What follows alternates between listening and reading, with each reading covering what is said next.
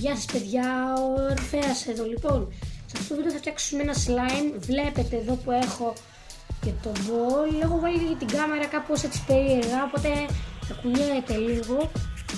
Θα χρειαστούμε ένα ball για να βάλουμε μέσα το slime, κάτι για να ανακατεύουμε. Εδώ, εγώ έχω ένα ξυλάκι, κρεμοσάπουνο και ζάχαρη. Αυτά τα υλικά. Πάμε πρώτα να ρίξουμε το κρεμοσάπουνο.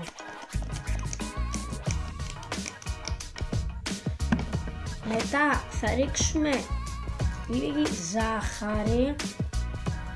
Να δεν βλέπετε, έχω τη ζάχαρη.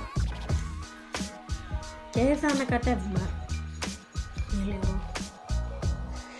Εγώ επειδή δεν θα τελειώσει η μνήμη, θα ανακατεύω, αλλά εσείς δεν θα βλέπετε, εντάξει, γεια σας. Με το ανακάτευα για 3 λεπτά και έγινε αυτό. Έπηξε έτσι κάπως. Και θα το βάλετε στην κατάψυξη μέχρι να πήξει. Μόλις πήξει, βγάλτε το. Εμείς τα λέμε, δεν ξέρω σε πόσες ώρες. Όταν γίνει έτοιμο θα τα πούμε. Γεια σας. Έχουν περάσει γύρω στις 3-4 ώρες και έγινε αυτό. Το έχω αφήσει λίγο να ξεπαγώσει, μήπως θέλει και λίγη ζάχαρη.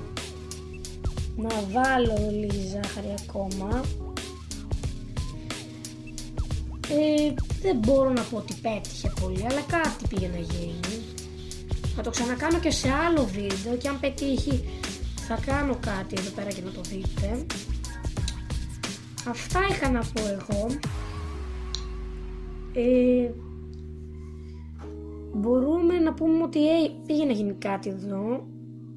Έχει βγάλει λίγο αφρό όπως έπρεπε να κάνει, αλλά δεν έγινε τίποτα.